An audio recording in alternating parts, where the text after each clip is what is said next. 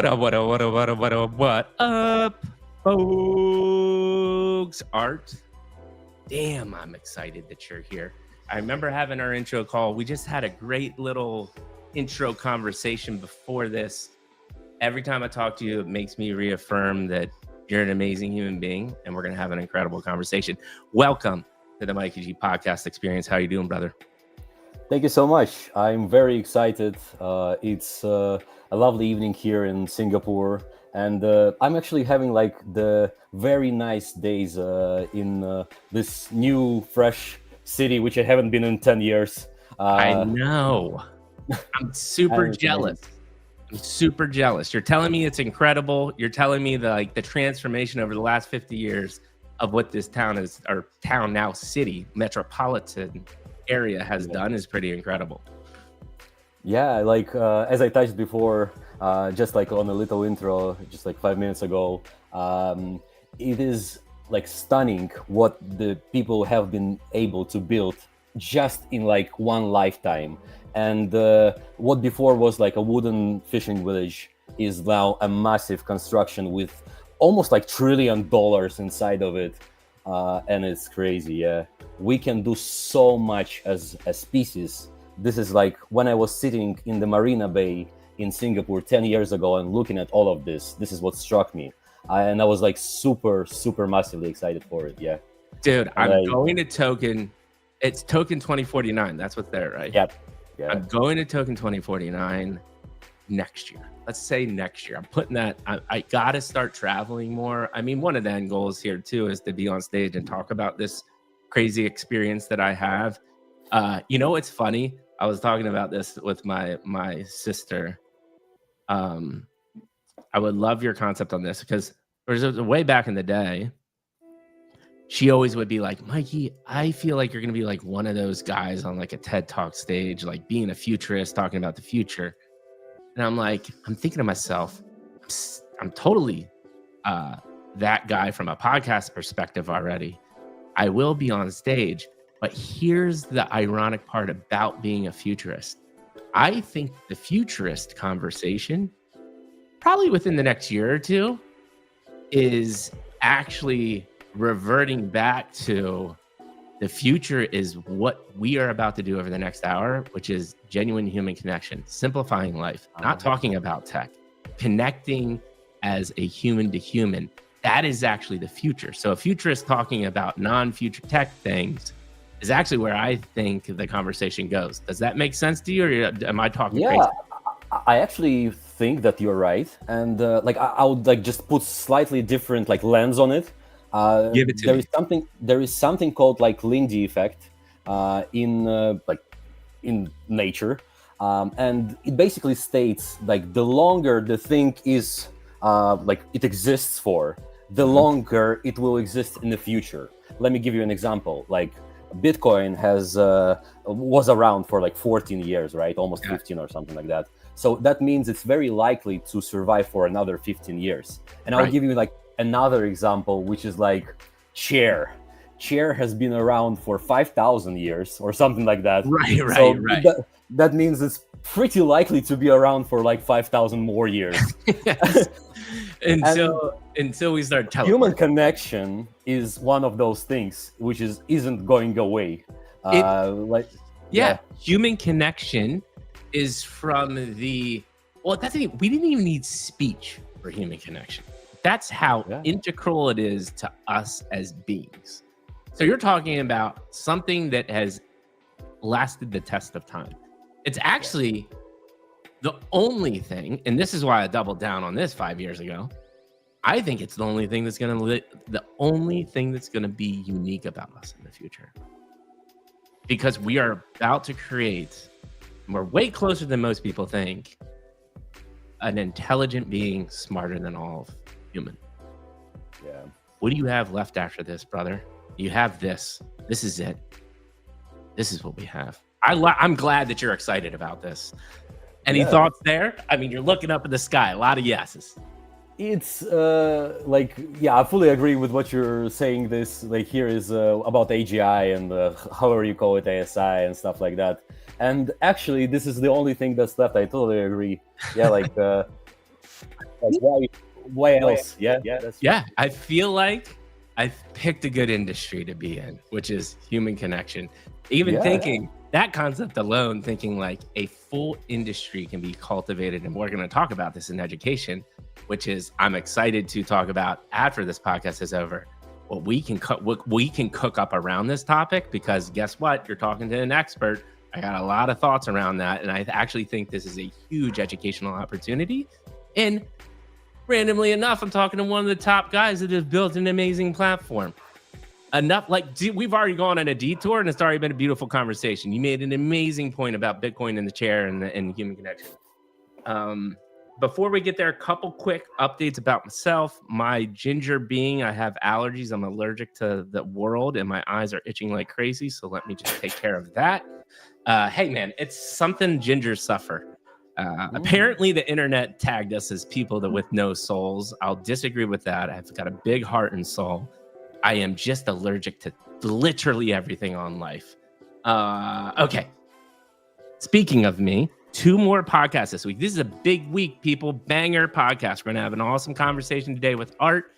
I have a founder coming on, Scar, my good way back. He was on a couple years ago, had built a company called Expedition Labs, which was more, I'd say like the back end. They were doing collab management. They were trying to do a KOL, creative content company. They still work in the background, but this guy is a prolific musician, and he had at one moment in time the #1 single in the world. I think it was for, he's gonna kill me, but I think it's for like EDM or house music or that, along that vibe. But he had the #1 single for a while, lives in New York, great musician.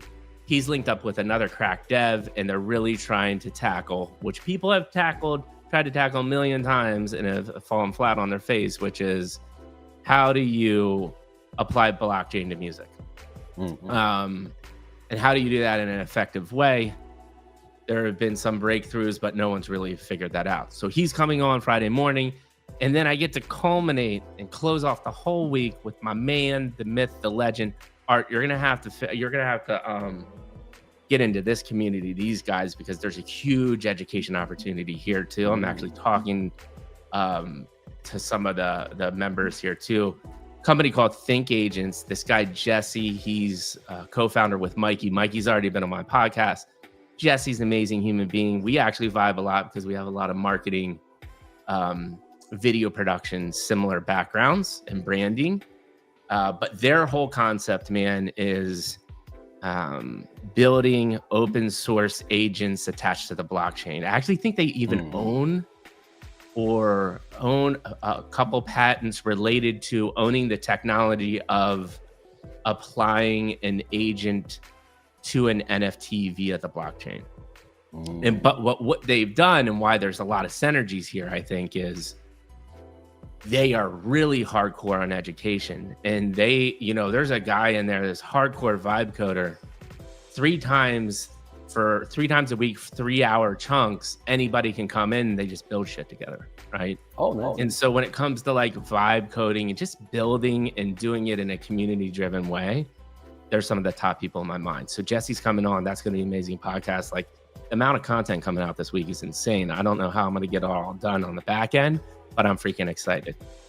Before we get into your introduction, we already have over 100 people watching. We need you all to retweet, like, comment, and do all those things. I hate doing this part of the show, but I have to do it. And by the way, the people that are listening to this in the future on Spotify or Apple Podcasts, comment, because I reply to every single comment on the podcast platforms as well.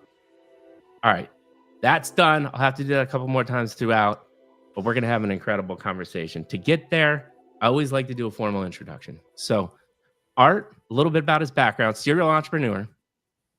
He's fascinated in a lot of different things, which includes tech, economics, and gaming. You're going to have to tell me about this quick before we go to your fun fact.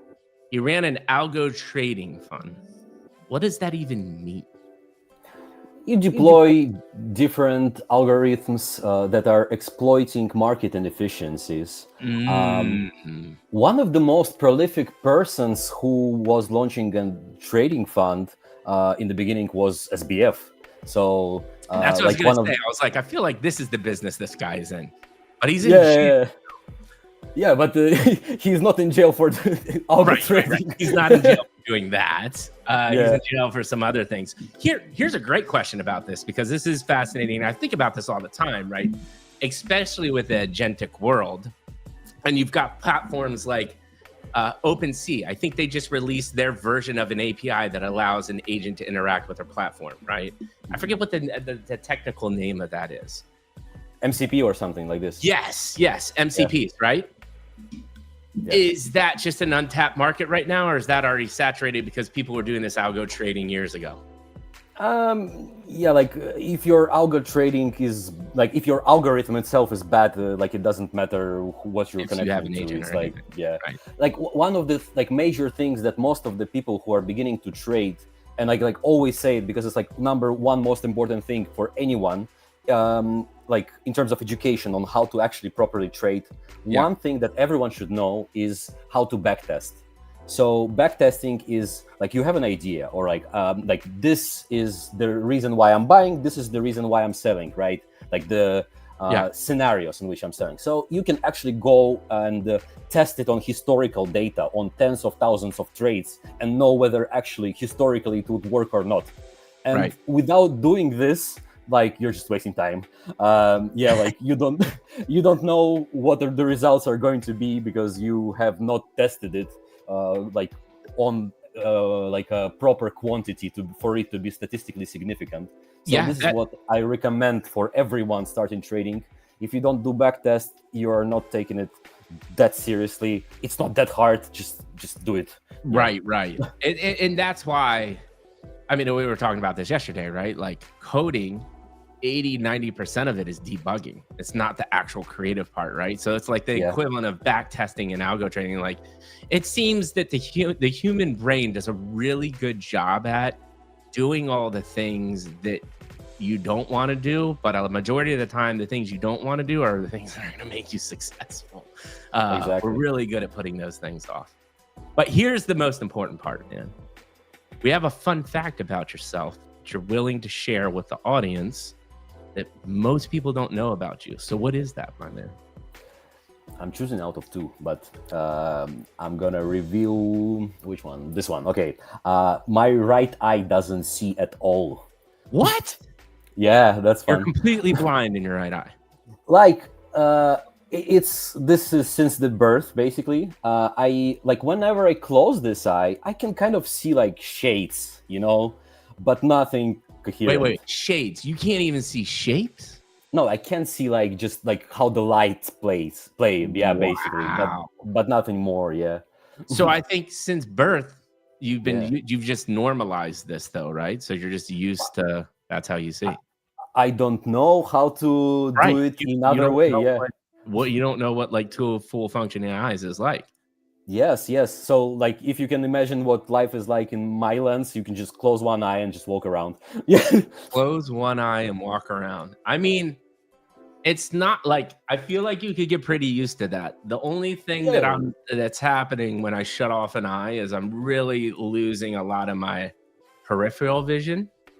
So like my angle of my sight of view or angle of view, I don't know what the technical term for that is drastically decreased, but I still see the world with complete fidelity, if that makes sense. Yeah, that's precisely. And the reason for that is, we don't know the exact reason, but we speculate that my mother got hit by electricity when she was pregnant, unfortunately.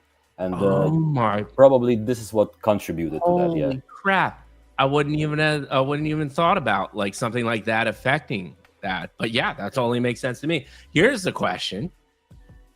You know what that does do? That makes you a prime candidate for Neuralink, because I think they can fix that. You down on that, or you just like that's too much?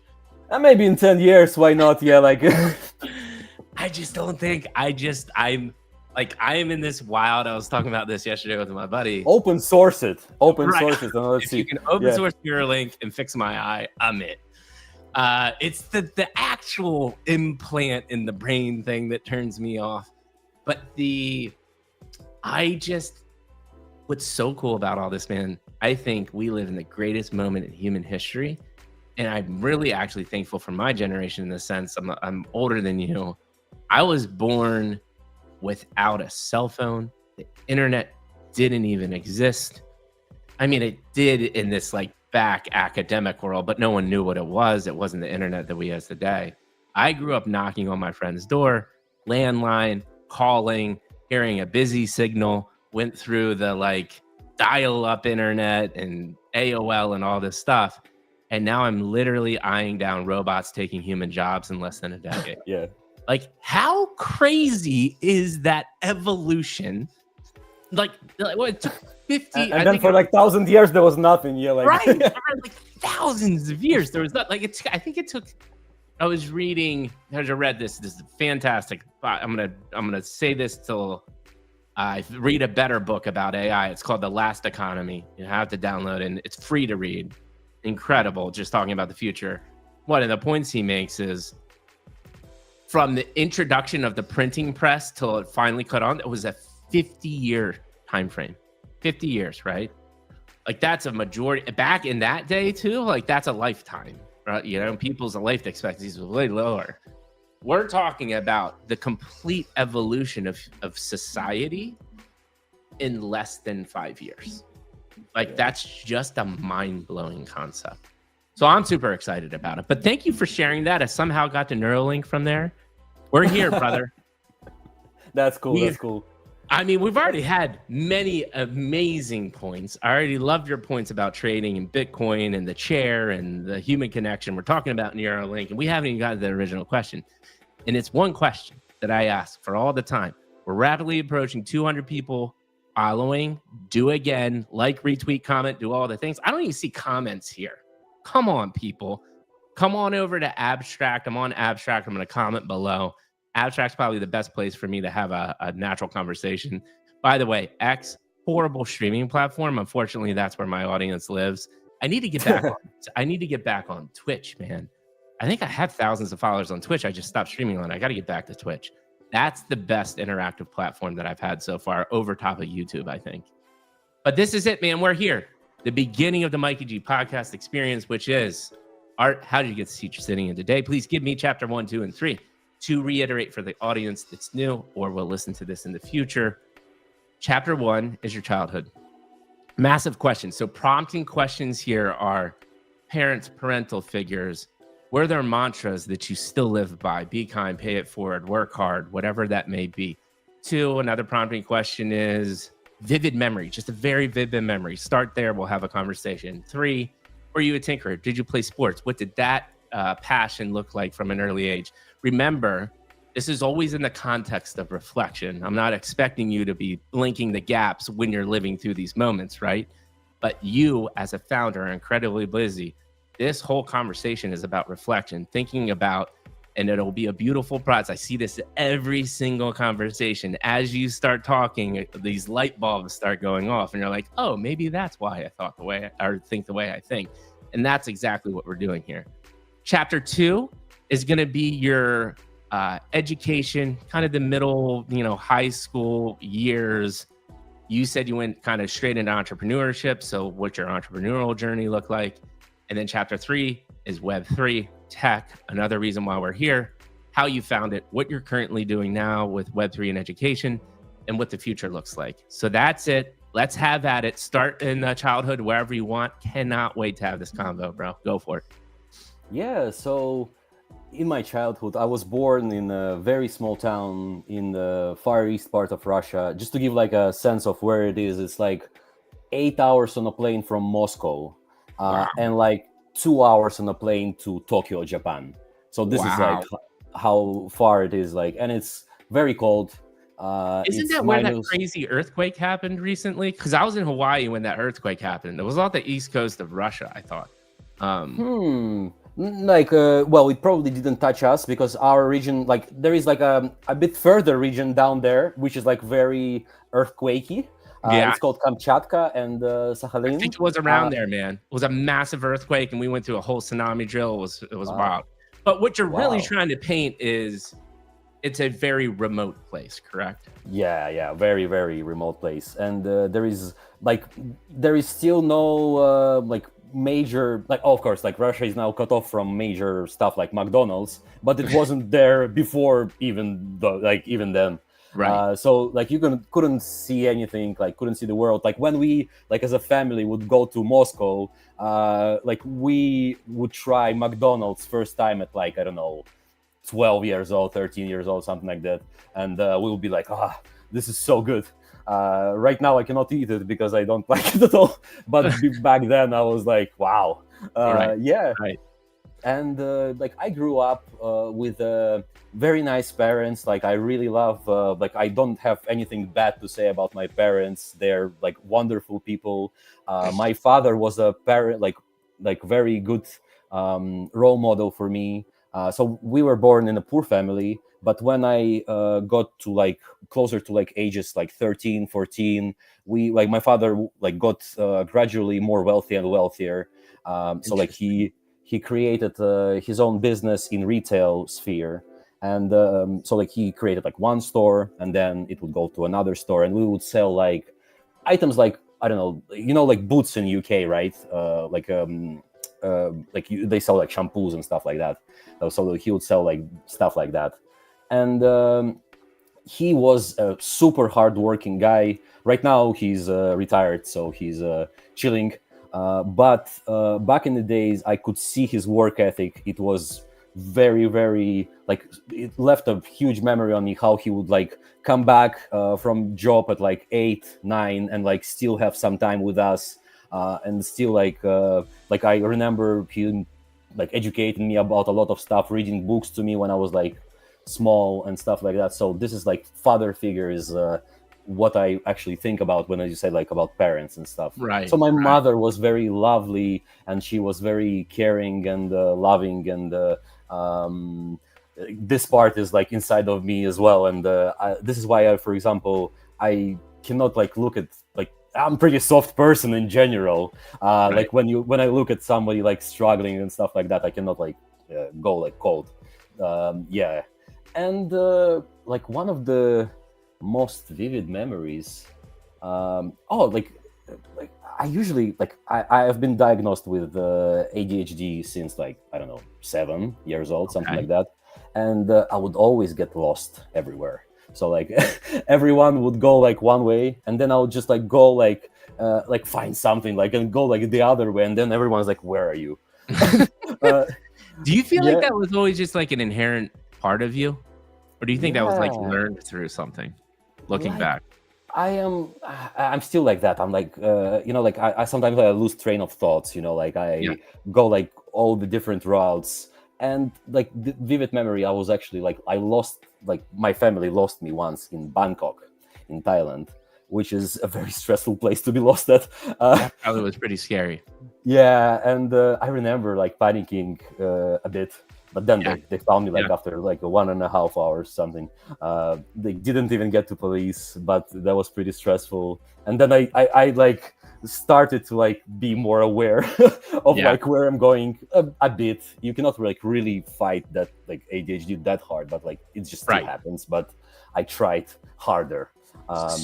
So we'll get to actually I would love this. This is actually an interesting topic, but then you said two other things I really want to talk. Just the topic of ADHD. I don't know anything. Then this is your perspective. I'm not trying to have like a medical diagnosis conversation, but I will say I read about ADHD all the time now. Like it's like Oh, this huge mass proliferation. You having ADHD, being diagnosed as a young age, what is that all about? Do you have any thoughts there? Because I don't really know like how to interpret it because I don't have ADHD. it's so you're having a hard time to pay attention to things.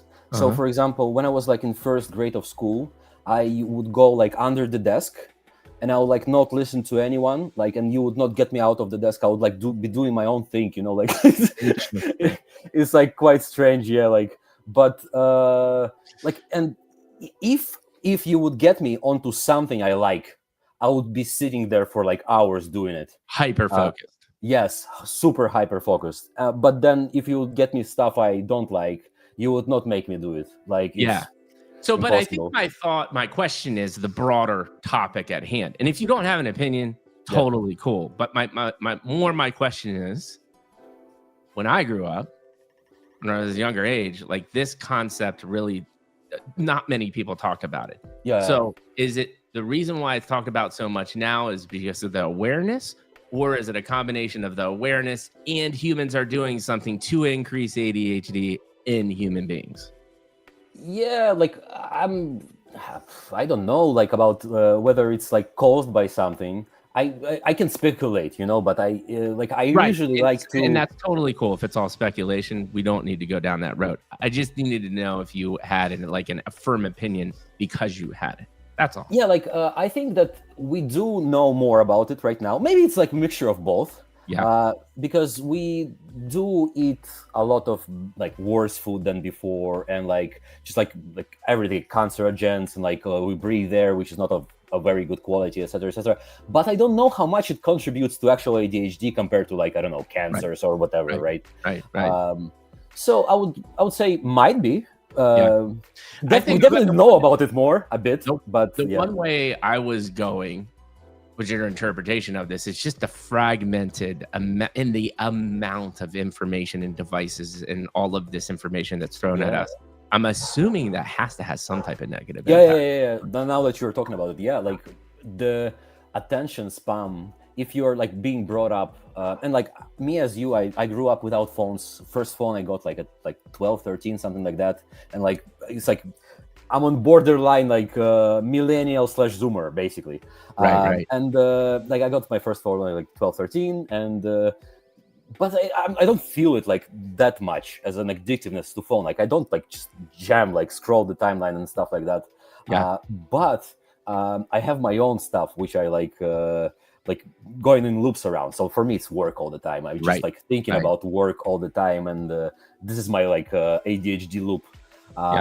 Yeah, but the younger generation, they are so much more around this TikToks and stuff like that, and they use their energy into that. Like, it's clear that the attention span is shortening with this. I don't know if you can call it ADHD or that. It's probably something similar in effect. Yeah, I think a lot of times in my mind, what I read, and these all, again, this is not medical conversation here or advice here, people. We're just speculating. Would love any comments or thoughts here.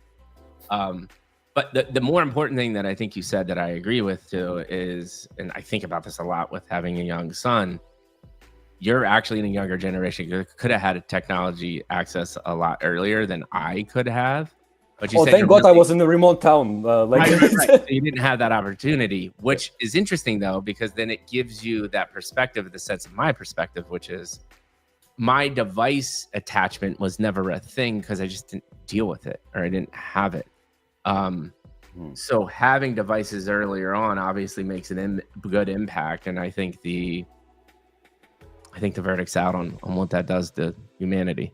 It is like unstudied. We have no idea what it's gonna bring.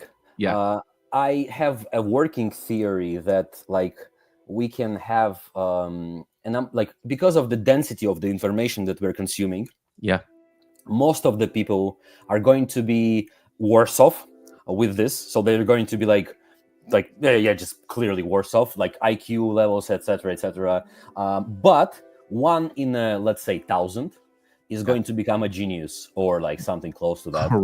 Correct. And with this, like like if you've read like Black Swan and like stuff about like statistics, it's called like a fat tail. So something very improbable, but the chance of it is actually more than you think. And with this kind of technology, we will probably get like more super smart, super driven guys who are like actually consuming information at insane levels. And because before that information just wasn't around, that they couldn't consume it, so they Right. couldn't become these super brainy geniuses, etc. So it can go like both ways, right? For some people 100%. it can be detrimental, for some people it can be blessing.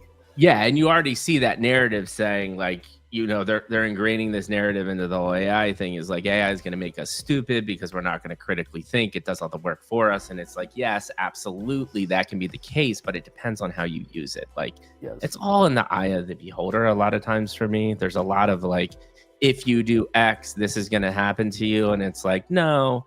If you utilize it in a correct way, it can do amazing things for you, no matter what it may be. Already beautiful conversation, but I have two really interesting questions. You already said enough for us to go for a long time. The thing that I'm really interested in is you talked about your father, like that was one of the things that you talked about, but I'm interested in this nuance that you said, which is you saw the evolution of him gaining wealth and success. Like, not a lot of people have that opportunity to see a parental figure like that evolve over time. Looking back and reflecting, did that teach you anything? Like, are there any insights there that you can share? I could see my father going from nothing until he had like a nice car, nice life, everything, and then I saw him go back to like life from brands, cars to just like super like normal chilled life. Yeah. Like he evolved in front of my eyes. So like once he got this first money, it's like one of the very known concepts in 90s among Russians or Balkan people. When you gained wealth in 90s, like it's like fall of Soviet Union, fall of Yugoslavia, fall of like communist countries, basically communist bloc. So you all of a sudden you have capitalism, and you're like, what is this? You can earn money, and everyone starts earning money, and also everyone gets super poor at the same time because like everything is collapsing. The state has just collapsed, and people are also like super hungry. It's like bandits are on the street, and super hard time. And then after that time passed, so like my father at that time, he was just trying to survive, and at some point in 2000s he started like gaining traction, how you say it in modern terms. And he was, once he got his first money, he would be like, wow, I could see it, like in his he was like, wow. And he would be like buying cars. He like not cars plural, like one car at the time, and he would be like getting us into vacation to Asia at that time, and like that's when the story in Bangkok happened, for example. You could see him like enjoying it, and then he would be like going through the same caveats as anyone who got like rich quickly. He would go like through these mistakes. He didn't go like that extreme, like that. But talk to me a little bit about these mistakes. That's interesting. So like he would be like, I'm not sure if he would like me to say that, but okay, no. If you're not comfortable saying it, don't worry. Like I can say like something like funny, like he would be like going buying this like red shoes, like red shoes, and he would be like going like, I'm gonna go to the office and everyone is gonna see that I have this like red shoes that are like I don't know, $300 or something, and then he would like. But now, if you like, if I like tell him that he would cringe out instantly. Yeah, and like, no, don't remind me that.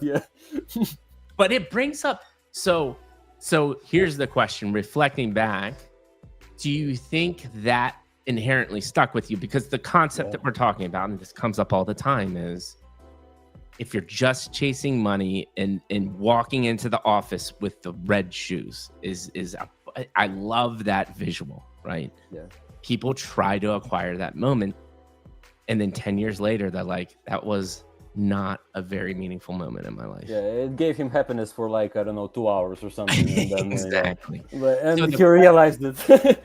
So the question is, now reflecting back, do you think that is an advantage for you, that you, even though you probably weren't consciously at the time understanding what's happening, knowing you went through that experience, do you think that gave you a leg up on your entrepreneurship journey? Yeah, I have like I couldn't feel like how like as you said, like when I was in there, I didn't reflect. I was young. I Right. didn't think about these things, but I would say like I don't want a car at all. Like I don't know how to drive. Like Wow.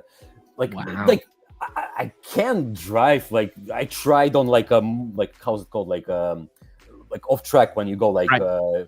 yeah, like so I probably can't drive, but like I don't know how to, like I don't have a license, I don't want to make a license.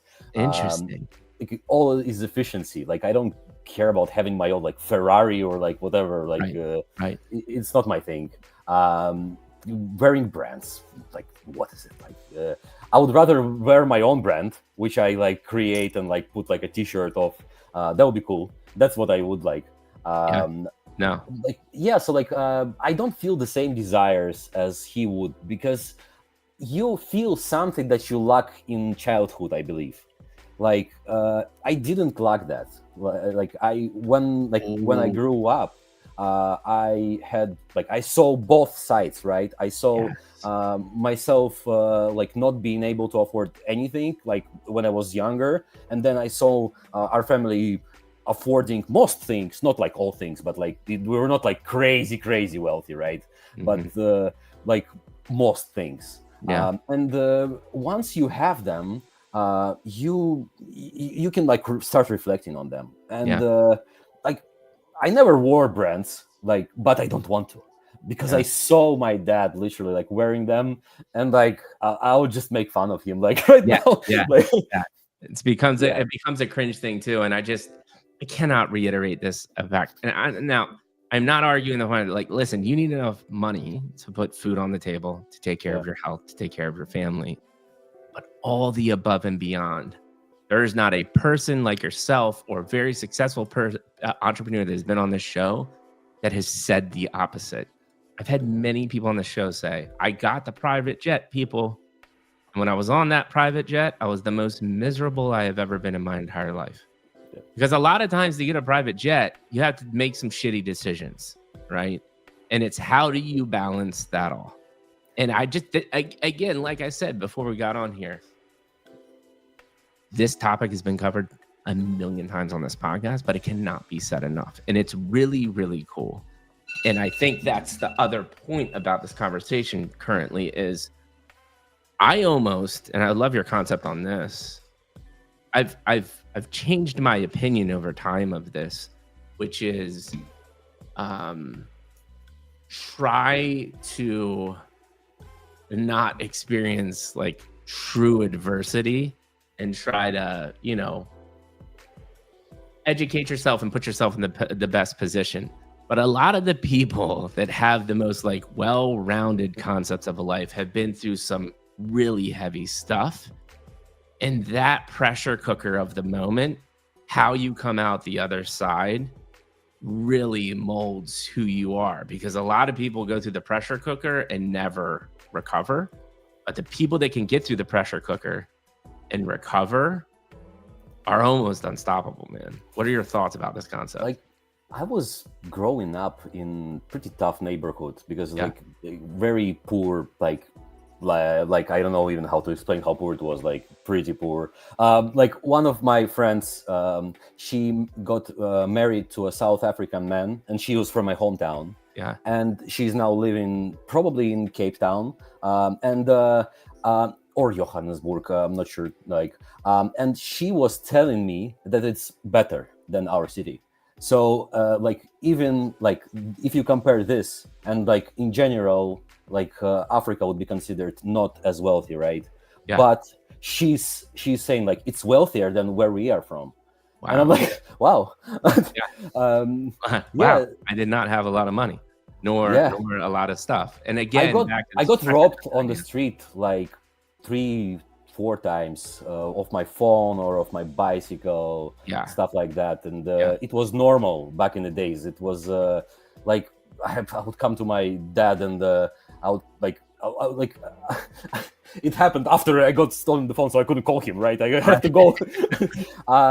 So, and of course, like if he would be like there on the spot, he would be like, yeah, like, son, I'm gonna help you. But he was like, oh fuck, like, how do Right. I solve it? Yeah. And yeah, like it just happened. But you get like a tough skin. Like once I got like, I was walking in London, and like, of course, people like right now it's like a bit of tough with crime in there, but I'm not that scared. I'm like, fine. Like, uh, That but perspective, man, it's such a game changer, right? yeah, that's cool. Like, very cool. Like, you know, if this happens, you know, like ABC, you know, like it's a bit of like experience thing, you know, like, it's like you feel it subconsciously. You Yeah. don't like, you don't twitch, you don't like you get scared as everyone does, but it's not like you can operate within Yeah. this Yeah. thing, and you only get this through experience. There's Yeah. no other way. Yep. And I think that's another concept that's missed a lot is a lot of people think things can be learned, but there's a lot to said to be going through the experience. Let me ask you one more thing before we kind of get into what started sparking your interest in moving more to chapter 2, which is you talked about um, how you just had really nice parents, and I interpreted that as like parents that cared about you, loved you, had your best interests. Talk about the importance of that growing up as a young, like reflecting back on that, of like, just even though, because this is the interesting part to me, you just talked about how you grew up in a really poor town with not a lot of things, getting robbed on the street, but now I'm looking at you as like a guy that has built an education company in crypto, has built all of these successful companies, but that also came from something. And what I'm getting at is reflecting back on that parenting and feeling loved and feeling cared. What did that look like to you, and what are your comments and thoughts about the impact of the importance of that? it's it's immeasurable, like how like when you talk to people who and you don't understand it until you have talked to people Right. who have had bad parents, for example, Yeah. or like not ideal parents or stuff Yeah. like that, right? And like I would be talking to some people who like it's when you don't have this, don't have love when you are brought up, like put into you like carefully by your parents, you are missing some crucial things that would be needed to build upon. It's like a Maslow pyramid, right? Unless you have covered the basics like love, safety, stuff like that, like you cannot go to like higher levels, right? So like once you like you're if you're not feeling safe in your house, you are not going to be able to like jump on a step further. I don't remember like what exactly the step is, right? But like you will not be able to jump into like self-actualization or like Right. career growth until you're actually like feeling safe in your own house, Right. Right. and Right. stuff like that. Yeah. So this is like one of the most important things. And sometimes I truly feel like some people, they could have gotten so much further if they would have just given this like chance, both love and education wise. Yeah. And like emotions are very important when you're actually, even when you're talking about education, emotions are Mhm. huge. Huge. Because if you are not emotionally attached to something, you are not going to be like excelling at this as hard, Ooh, etc., love that etc. thought. And some of these emotions are brought up to you by parents. Yeah.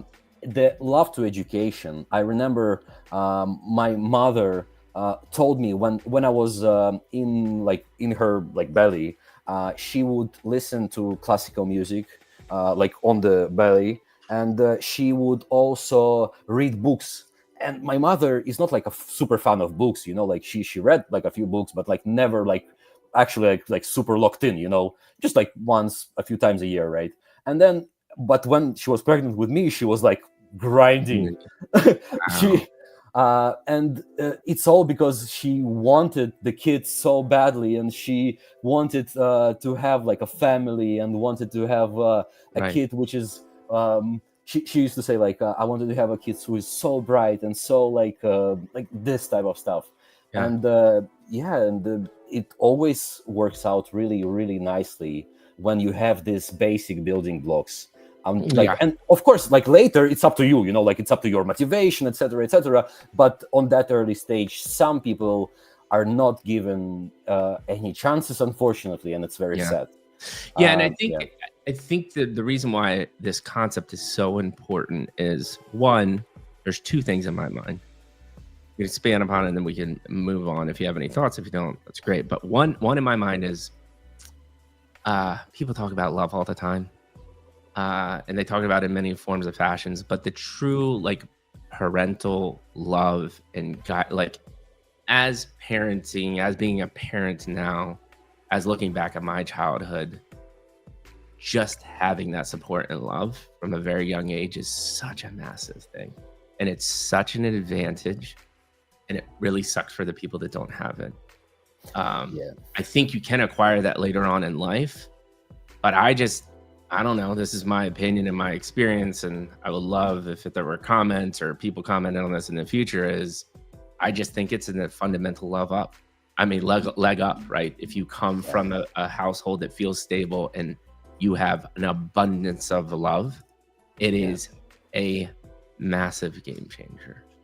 And then two, I lost my thought, but the point in that comment is this comes up again, time and time again.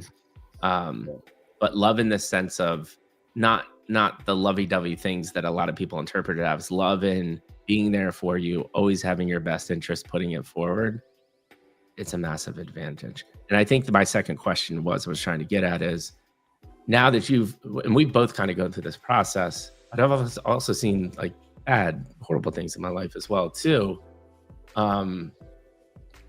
Any thoughts of experiencing maybe somebody that didn't get that earlier on, but still did become super successful, and how did they get there? I think that's the question that you ask. Oh, but sometimes you get very hardcore people with that route. I don't know, like one thing that comes to mind, I don't know why did this surname pop off, but Stalin. Stalin was born in an orphanage in Georgia. Yeah. And you can see how he became the man he became. Right. Like, Right. Like whatever, like somebody may think of him, some think of him as like a savior, some think of him as a horrible human being. I happen to think both. Like, like he was brought up like that, and probably because of that, we had a war like we had, and like we had the result why we had. Like, actually, like just touching on that, like just like a little bit on World War II. Like my grandparents, one of them, like my grand uncle, died under Moscow, and my like direct grandfather, he went through to Berlin and went back to Russia. Wow. Like so, like I know quite a few like stories like that in school. And like it's just like this personality. That sometimes they're needed, sometimes they're not needed at all. Right. Especially in the world where we will not have wars, I don't believe they're needed. Like agreed. In wars right now, it's horrible, honestly. But yeah, like it's not. So, but here's actually what you said, and I agree with, like a click down on what you said. And this is I think a message that people can't say enough is kind of what you were saying about the Stalin thing. You see both sides. And I think that's listen, you can disagree with anyone and everything that's happening in this world. I just think there needs to be more, and compassion's the wrong word, but it's, you understand why people are the way they are. You know, like we there's so much judgment in this world of like, dude, I'm a white dude from America. I already hit the lottery in life. When you can pick a place on the globe to be born, I was born in middle-class America in the 80s, which is a great time to be born in this country. And I had every opportunity in life. But at the same time, I am not going to sit on my couch and judge somebody making some horrific decision because I've been through some serious mental illness and some other things in my life that now gives me the perspective and the context to say, I understand why human beings can do horrible things because not everybody has had the opportunity that I have. That is a conversation that I think needs to be had more.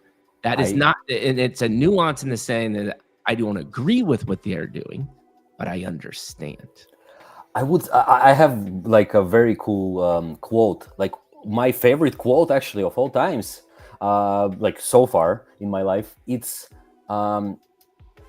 it is a sign of an educated mind to entertain yourself with a thought you do not agree with. And it's Aristotle. Yeah, and this is like super deep. You don't have to agree with what I'm saying, as long as you entertain the thought itself and you are not like dismissing it outright, which is like what is just basically what is meant to critique, like straightforward and not understand, right? And if you can entertain it, then you are like one level higher in terms of everything. Yeah. That's the wisdom of Aristotle, man. This man's been dropping bombs for a long time and people are still racking their brains around it because it's true. I mean, these are and this is again, what we do here is your background is so much different than mine, but we start coming, we as human beings come to these same conclusions, but yet we make it so damn complicated and we make it so horrific and it doesn't need to be. And if we can just continue to have these conversations, make the world just a skosh better because of this, that's what we're doing here. Dude, unbelievable conversation already. Well past 200 people watching. Retweet, like, comment, do all of the things. We've already talked about incredible things about parenting and being from a really remote, like disadvantaged life, seeing the power of money and what people chase the wrong things for. And then just dropping bombs of being able to have tough conversations is a sign of an uneducated man and not jumping to conclusions, which is we're going to get to here quickly. Let's move to it really kind of the middle school. You went to college or decided to try an entrepreneur. Before we get there, take me through the journey of when you start reflecting back, what's starting to pique your interest, right? Like, oh, I'm starting to get into sports. I like reading, right? We talked about how your mother was really caring and talking about education. What is your mind starting to attract to? What are you starting to get interested to as you're starting to evolve more into the middle school, high school years? There is quite a lot. I don't remember like the particular point where I was like, oh, I'm into reading books and stuff like that. But it just like I got brought up from like a very young age. We didn't have internet when I was younger, and my father had a huge bookshelf, like in the like one of the walls of the our house. So and like there would be like books that are like taken, like generations would like collect these books, you know, like from like I don't know 50 years ago, and like grandmothers would like give it to like their sons, etc., etc. And I just like read that bookshelf, like because there was like no internet. Like what else am I supposed to do? Like like okay, I can go like play with kids in the backyard, but like I'm like in the middle of like extroversion and introversion. I wouldn't say like I'm a super introvert, but I wouldn't say I am super extroverted either, you know. So I would go like play with kids, and then I would go read books, and so yeah, this is like one of the things that I really got interested early on. I was doing sports, so like I got into table tennis actually. I love racket sports. I played tennis in college, and I freaking love ping pong. Yeah, it's pretty cool, bro. Like I still enjoy it up to this day. Like if I have a table, I'm like, yeah, let's go.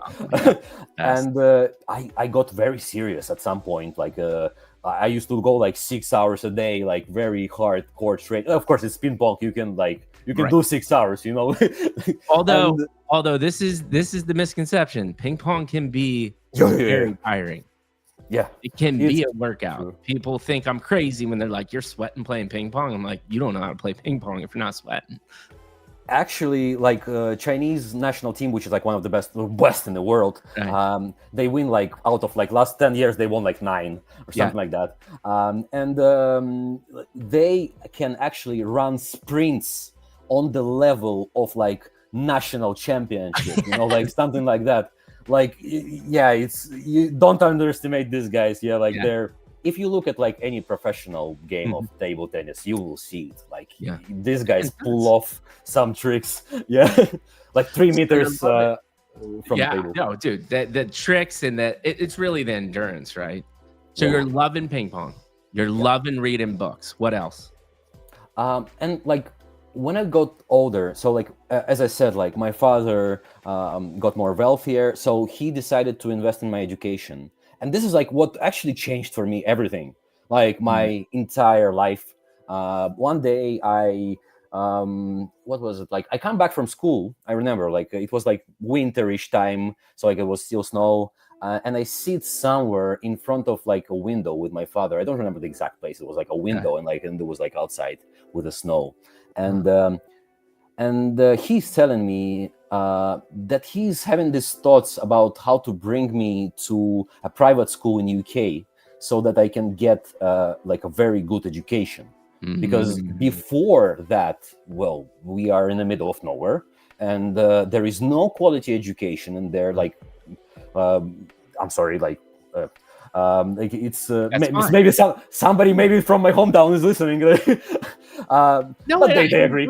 listen. If you're in a remote place and you don't have resources, it's not that the people don't have good intentions. It's like your limited resources when you're trying to do Yes. education and broaden experience is a problem. Yeah, that's true. Yeah, and so, and he would go like on like his train of thought of how, like, yeah, like we have to give you a better future, and the better future starts from one thing and one thing only. Something Mm, has to be in your head here, yeah. something normal, not like because most of the people when they have nothing to like do and nothing to think of, they end up in very miserable places. A hundred percent. Yeah, and education is number one. Like this is why I'm ending up in education. I Yeah. believe that this is the sole thing that can change the world so much, like better than anything else. Like Hundred percent. what is the other industry that is having such a direct impact on the well-being of people, like other than that? There is no other industry. So this is What we're why. doing here, we've got the two most powerful things: education and human connection. There are no other things for Yes, me. yes. And basically, once I got into UK, the first year was a bit tough. You had to like adjust to like a totally new culture. I was like, whoa, what's that? Like super unfamiliar. Actually, when I got to UK, I noticed how beautiful everything looks. Like honestly, everything is like just super polished. In Russia, there is a lot of like trash on the streets, especially like when for example, like in my hometown, back in the days, it used to be the case. Right now, it's not so much. It's like it's getting better objectively, but back in the days, it was like very dirty streets. Dogs would be running on the streets, and like just trash all over the place.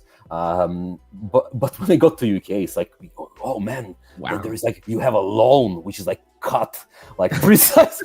You're like, man, it looks so beautiful, like, and The the little thing, grass is right? green everywhere. You're like, no, like, it's serious, because like in Russia it gets like snow, right? And Yeah. because it's like it's cold, you don't see like green grass, like pure green grass. And in UK it's like, wow, this place is so beautiful. Yeah. And in Cambridge, I was just like lying in the grass all the time. I was like, yeah, I mean, but what's so cool is by this moment in time, now reflecting back, inherently subconsciously, well, you probably didn't know it at this moment in time. yeah, You had this, you had this context of how important love, family is, and education. So then you get the access to like the brave opportunity, this amazing opportunity, and you take it for what it's worth, is this amazing opportunity, and you're not there begrudgingly. Talk to me about that transition. And so you're just ready to go, I'm assuming. Yeah, like everyone, one of the very important things to be grateful of is actually a very good story. When I came to be 18 years old, my father has cut off all of the funding from me. So he didn't give me any money. Interesting. So he paid for my tuition, and he paid for my accommodation so I could sleep under the roof, and I could study. But he told me, I believe, he was like, I believe this is the right way to do it. And I believe, he was like, you're a man, you're on your own, you're the oldest man in the family. You have like two sisters at the time. And yeah, he's like, you have to become a man. And it was Wow. like his opinion, and Yeah. like I actually agree. Like right now, looking back to it, this is like the pivotal point where my brain started like working hard. Wow. Talk to uh, me a little bit more about this. This is a fascinating concept. in the beginning, I was pissed off at him. I Of couldn't talk course. to him at all. Yeah, like I was like, yeah, I was, yeah.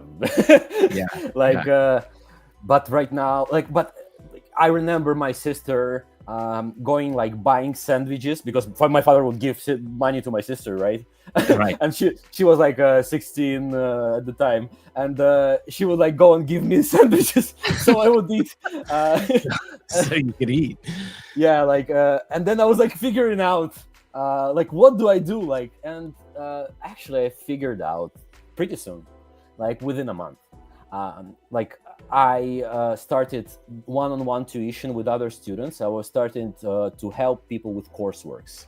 Mm, Yeah, and because I was around people, like I was in like international school, in like, so like there was like British kids, but there was also like international kids from all over the place, and they were from wealthy families. They were yeah. not from poor families, Right. right?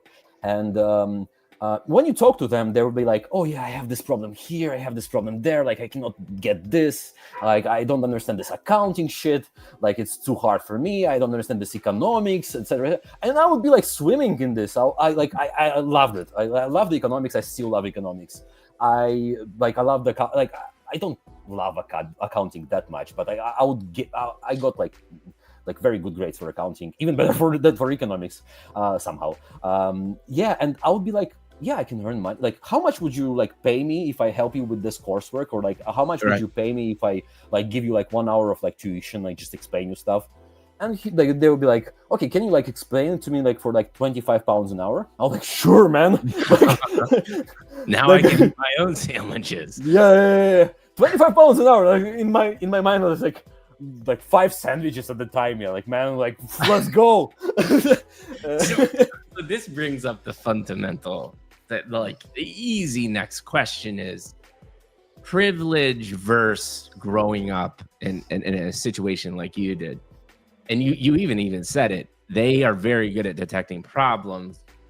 Do you think that was almost a little bit of a superpower for you to go into an ecosystem like that and have the context to be like, I'm just going to roll my sleeves up and get this done and I can make money? Like, talk to me a little bit about what seemed like maybe a disadvantage early on in life, maybe becoming an advantage. Is that the case? Do you have comments? Yes, Maybe not.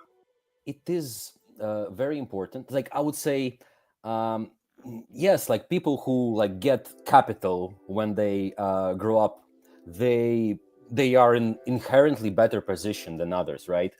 But sometimes, and I would say actually most of the times, 95% in my experience personally, because I met like I don't know, like 50, 100 people like that, right? Um, in my experience, it's a curse.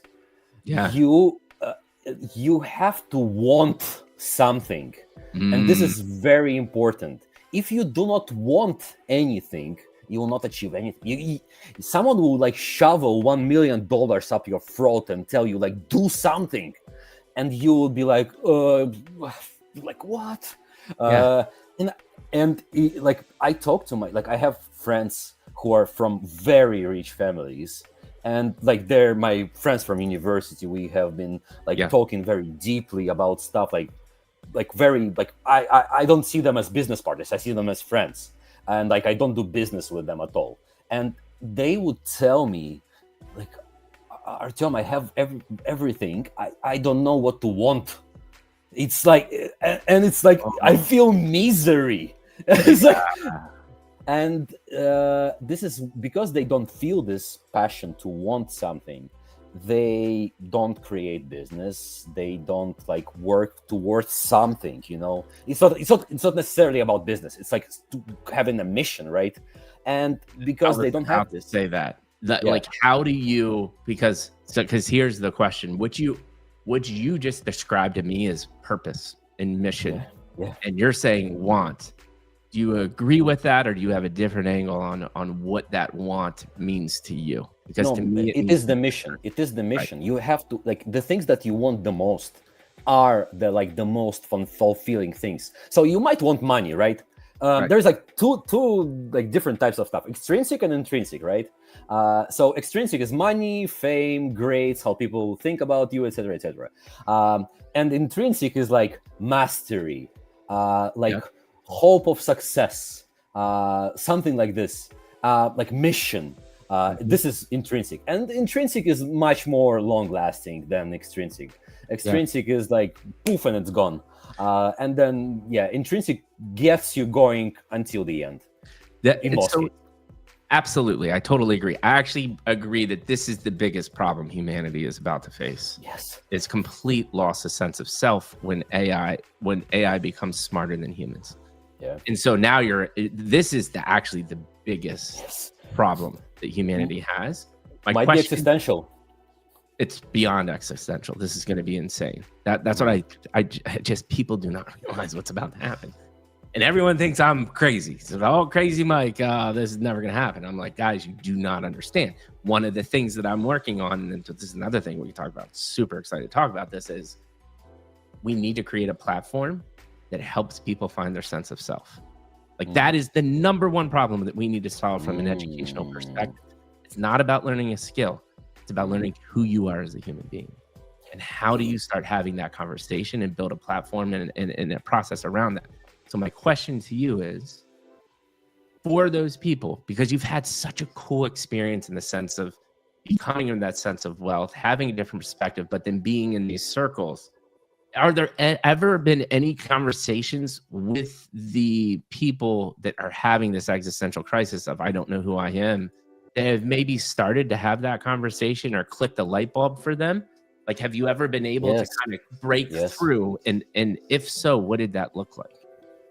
I talked to like one of my best friends about it, and with time he understood it more and more. And it never actually like a one light bulb moment. It's like a series of like a little light bulb moments. Yeah. Right. And at some I had this like friend. He's Albanian. He's very. I love this guy. I will not like say who he is, but, of course. But he has had a lot of not like super hardcore childhood or something like that. And it's not so much about hardcore childhood. It's about getting the things that you want, right? And like having something that you want. At some point in like 20, 22, 23 years old, he had a huge depression. And to get out of this depression, he actually had to find like a sense of mission, a sense of purpose. And it does work for some people. For some, unfortunately, it doesn't. But I think it's possible for every person to do it. Yeah. And but I think my question is, what do you think had him start that? Is it just being aware and asking yourself the hard question? My purpose? Is it just as simple as that? And then having repeated conversations around that? Sorry, I got off track from that. Once we were talking about it in university, even in university, in like last year of university, we were like, I was starting getting into Bitcoin actually, like at the last year of university, and I've made like some money already, like I don't know, like 30K, something like this. And then he would be looking at me how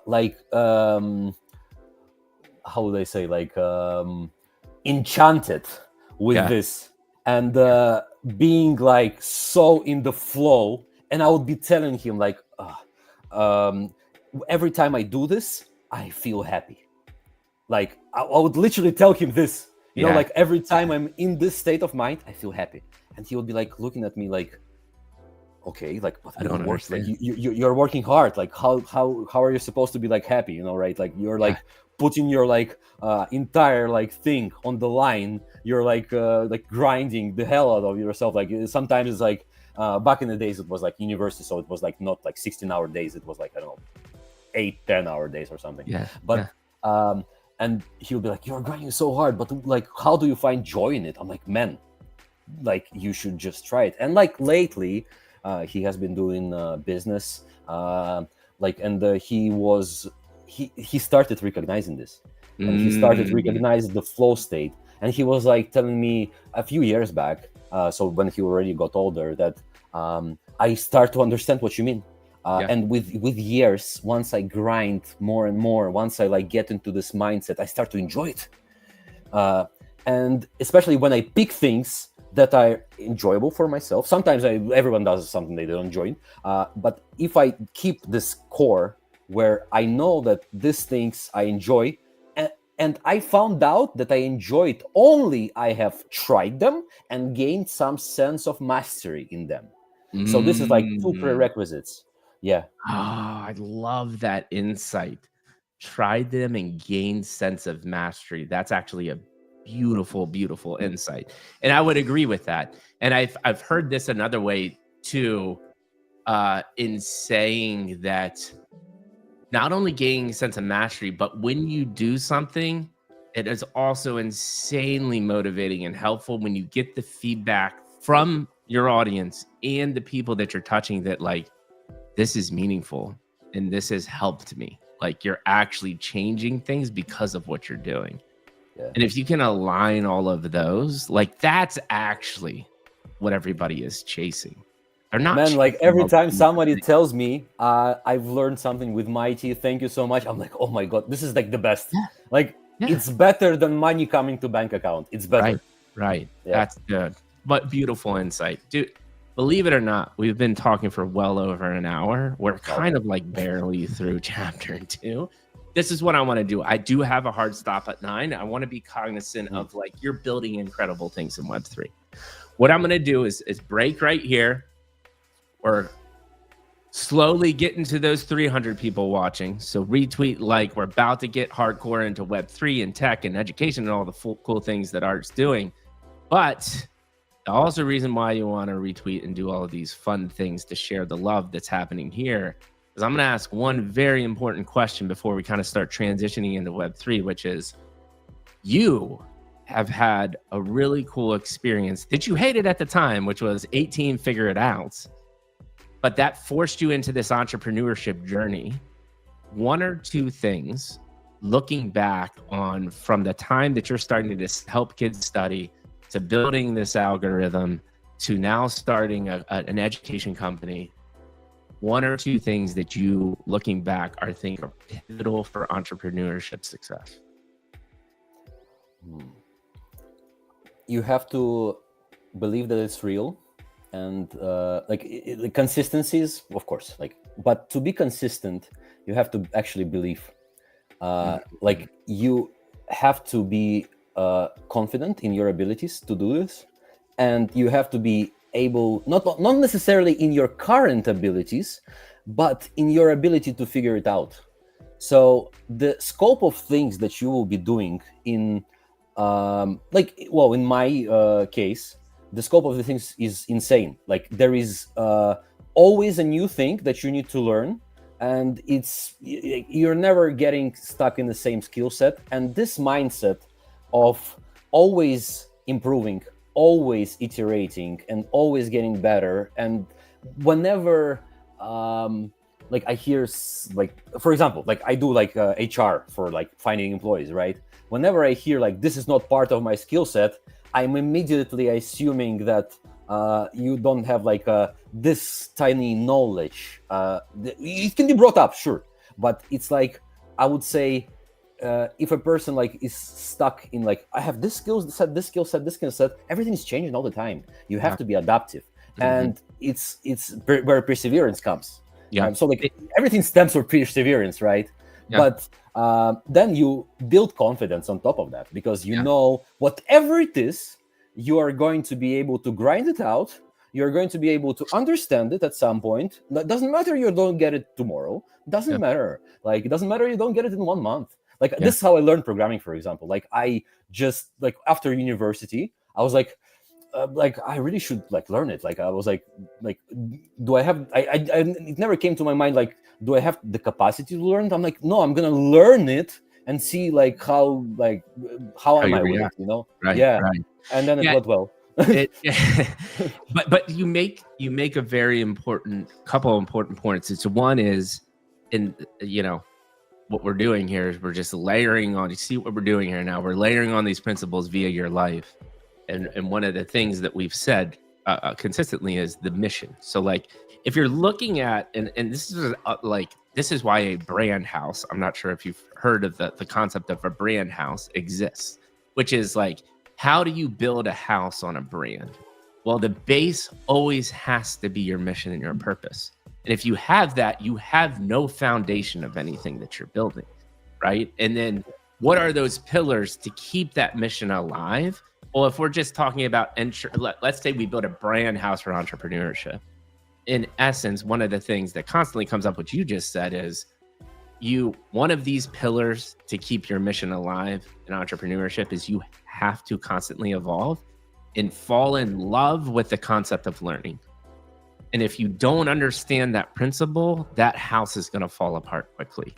And then hopefully you master a couple of those things. You can't master all of them, but then this is all cyclical, right? Because then when you do master a couple things, you're also in the same time learning how to deal with people. You're learning how to understand other concepts, but still push the business forward. But this all comes from that sense of mission that we were talking about. But the most poignant thing that you said too is, I think this is a fundamental principle of mine. And the way I say this is, I think the day you start dying is the day you stop learning. I'm firmly convinced of that. Because if you're not pushing yourself to learn or have something of meaning in your life, your mind is starting to, it's approaching entropy, right? Like, you're starting down the path of entropy. And we know how entropy ends, and we don't want that, right? And so, beautiful, beautiful insight. I think we're going to leave it there at entrepreneurship. We are now into Web3. We've got about 20-ish minutes. I want to TLDR how you found Web3, and then we can quickly get into what are you doing with your current education company, and what does the future look like? Well, I'll ask one final question I ask every guest, and then we'll call it a day, brother. So TLDR of how you found Web3 and what really got you excited. I got into Web3 in the beginning of 2017. I was like in second year. I was actually in Singapore. Wow. I was in university in Singapore, and I was trying to get the coursework going. I had tuitions going as well. And then I just stumbled across Bitcoin I don't remember the exact moment how, but I started like watching videos of all of a sudden. I was like, what is this scam? It might be not scam, like maybe like 2% or something. I was like, let's check it out. And then after like a week, I was like, okay, it might be like 30%. It's not a scam, you know, like, and then after like a few months, I would be like pretty convinced. And then I was shilling Bitcoin at $3,000 to all my friends, relatives, and I think 0 people bought it at that price. But this is like where I started. And ever since I just go like steamrolled, I have started to like get more into trading Bitcoin. And because I was like into programming languages as well, I was like studying as well at the time. And I was like at the end of the university, and like when I finished the university, So it was like I was already into Web3 for like 1 year, like maybe 1.5 years. I started studying programming, and then like when it came all together, like my love for programming and my love for Web3 went into the algo trading fund. And like Real this is quick where though, in the beginning, the love for crypto and Bitcoin is because you saw how it was fundamentally going to change finance, or was there another, like, what was it about it? Or was it at that moment just purely tangible? I can make a ton of money. Yes, in the beginning it became from the ton of money because I was literally hungry at that point. But like that's why, for example, I so like the Maslow pyramid, like higher levels for me, it went when I stopped the fund because I stopped caring about money. Like I was like, I'm not going to, like, I don't like when I was doing the fund, right? It's a very good job, like in terms of like how much you can make. It's an amazing job, especially if you know like a winning trade like Bitcoin, right? Over the years, like what I could just do, I could collect like millions of dollars, invest them all in Bitcoin and forget about it, literally, like, and just make a lot of money, right? But I didn't enjoy it. I didn't like, this is not my thing, you know? Like I felt like there is no mission in there. Like I don't feel like I am a net positive to society, Right? Like literally, right. like you don't feel anything when you're like you wake up, you're like, yeah, let's trade, let's cook up some algos, let's see how the current algos work. Creative part is fine, like when you are like thinking about algorithms, it's pretty pleasant. Give me an example of an algorithm that was like a winning algorithm, the thought process there. Oh, so like every time you're trading, you have to know what your edge is exactly. Like you have to know, because trading is a zero-sum game, right? Actually, negative sum because everyone pays commissions. So like, and you have to know who is going to lose money because you want money. And so in my regard, I like in some exchanges they would be lazy about rounding up numbers. So the currencies would be, actually it's my first time saying this publicly on the podcast, and it's like a very cool strategy. Back in 2018, it would give you like 40% annually, almost without risks. So what it would be is that the exchanges like Binance would count some pairs very, very like rigidly. So like the price would go like one tick of the price would be like 6% or something like this. And what you would do is you would arbitrage it with other pairs, and you could see like in what you do when you arbitrage is like you instantly buy at one place and you instantly sell at another place. And you would basically make free money off of it. Like as long as you know that you can execute within milliseconds faster than everyone, you're getting money. Like, and what did that boil down to? Just a high-end computer with a fast internet? Like, how are you being guaranteed? In this case, you know that some people are trading. So there's a trading pair, let's say. Let's get deep into this. Like, it's gonna take like 3 minutes to explain. So low Satoshi pairs, when like let's say Bitcoin is like 20K or something, and then you're trading this token, which is like, I don't know, 1 cent, something like this. So this 1 cent of like in dollar value, in Bitcoin value is going to be 0.00007 zeros, and like 5, something like this, right? And then like most of the exchanges back in the days, they would not have more zeros than what it is in Bitcoin, right? So the price would fluctuate from like 0.705 to 0.706, and that's like 15% in difference. Like literally like 20 actually. Yeah, like so what you do is you buy at 0.05. The actual price is somewhere in the middle, right? It can be like in the middle, but some people don't know about it, and they would go and sell into BTC pair because they don't know that like you can just like go through like USDT pair. They wouldn't know it, so they would sell to you at like 0.0005, and you would buy it at 0.005 and sell it immediately at 2% profit or like 3% profit. Correct. Gotcha. And yeah, and that's how the Or you would have like very two complex, exchanges or stuff very like complex algorithms have gotten now just taking advantage of that arbitrage situation. there is a lot of smart technical ways in which you can Right. really see the system that nobody sees, and you can exploit it, Yeah. basically. Yeah. Yeah. And there's tons of money to be made in that, Yeah. obviously, because there's a Yeah. lot of people doing it. All right, man. That did like beautiful. So we're now converting to, I understand that I can make a ton of money, but we're back to this missing the mission, the vision, the purpose. Take me through what you're doing now with education, Web3. What was that spark? What was like, okay, I'm done. I know I can make a lot of money, but something needs to be more. Hence why we're here talking about education. I'm a huge believer in education in like ever since my I don't know, Your my moment. mother and my father brought me up in the way they did. I would say like I always actually in Singapore again in Singapore we had a venture class. I was 20 years old at that time. And we would have a task in the class to have like a 1 minute pitch, and then like during class everyone will go and like have their like 1 minute, right? And my pitch was actually turning education into a game. And this was like the theme that I loved all the time. And like I always been a hardcore gamer.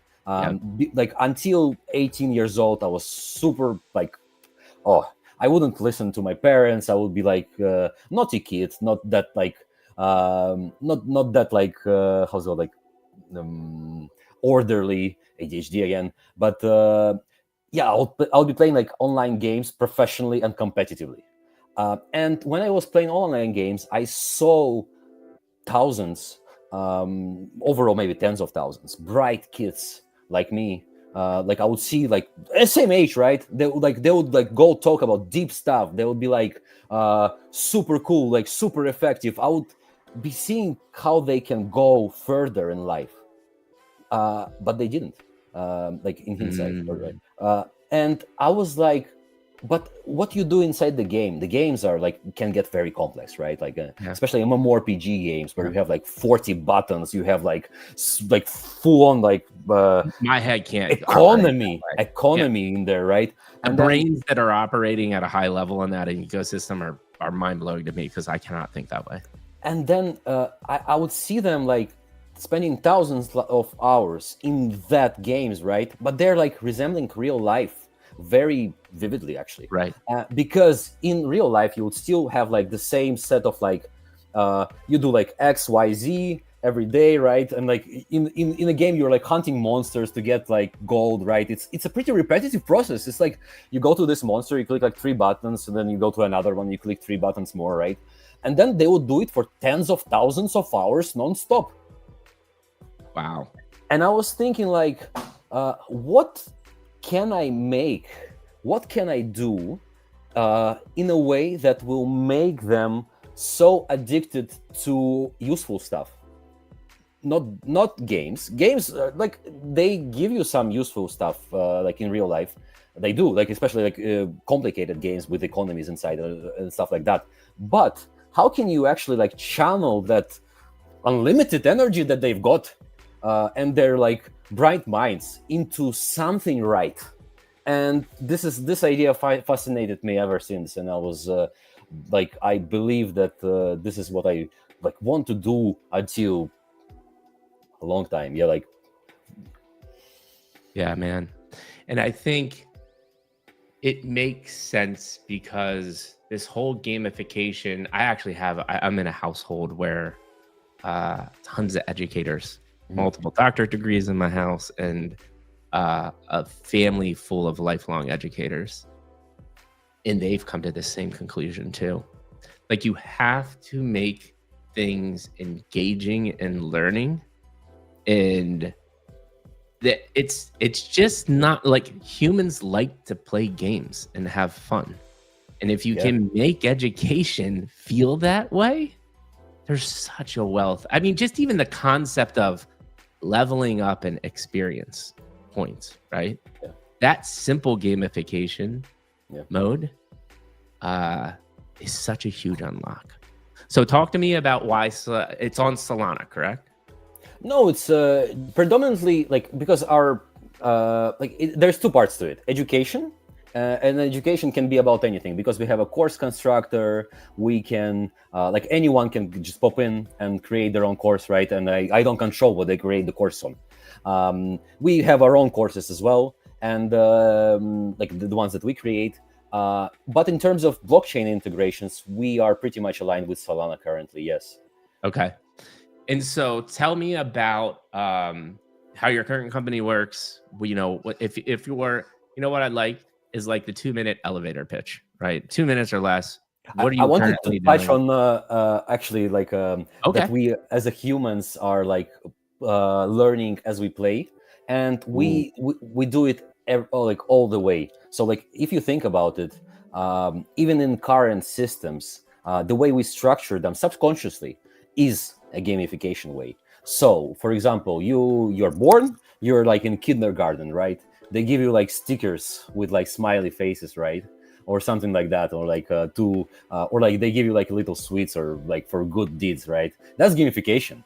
uh, that's reinforcement loops, and like like have you heard about like Pavlov's dog, right? Like Yeah, yeah. concept, right? Yeah, so that's basically the same, right? Like you encourage positive deed, and like making this like positive loop inside some person's brain. Like if I do this, it's going to be pleasant, and this is like like basics of it basically. So Right. like, and gamification is everywhere. So like since kindergarten, you get like stickers there, you go to Yeah. school, you receive grades. So Yeah. grades are actually gamification technique as well. When Hmm. you finish school, you receive like a good looking diploma. It must be good looking. Hmm. Why gamification? Because we love this like subconscious, like beautiful things that like matter, right? And once you get into job, you get like some jobs don't do it, but like most of the jobs nowadays do it. Like you get like a extra few days of vacation if you work hard, or like you get like a company car if you like work hard, right? Something like that. And this is also gamification if they put like points to it or stuff like that.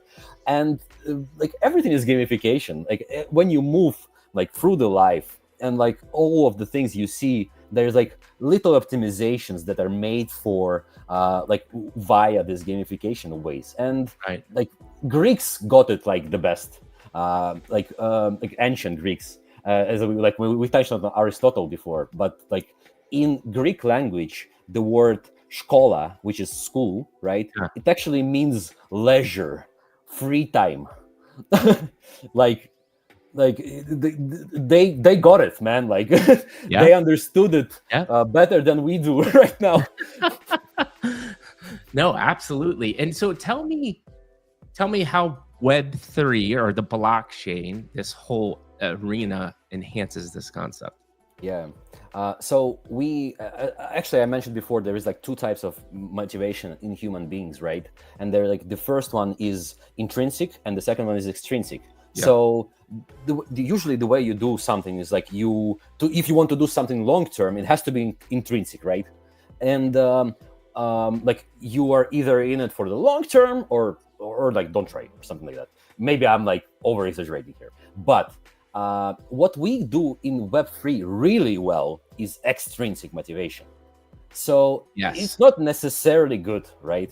It's not necessarily good because once your like token is out or like whatever, everyone is like, nah, I'm not interested anymore in you, right? And this is like one of the caveats of extrinsic motivation. So when extrinsic reward run out, the motivation falls below the baseline, even without any extrinsic like rewards, right? So you have to Mhm. structure it in a way that doesn't hurt intrinsic motivation but boosts it. And Right. you can. There is hundreds of studies have done. Unfortunately, we kind of like ignored the studies for a while in like previous cycle when we were just showering people with tokens. Right. But there is studies on like how to properly convert extrinsic motivation into intrinsic motivation gradually in Right. students. Right. And this is what we have to do here. So we have an opportunity to boost the motivation of students with like, let's say like steroids, right? Like, and then transfer it into something healthy later. Absolutely.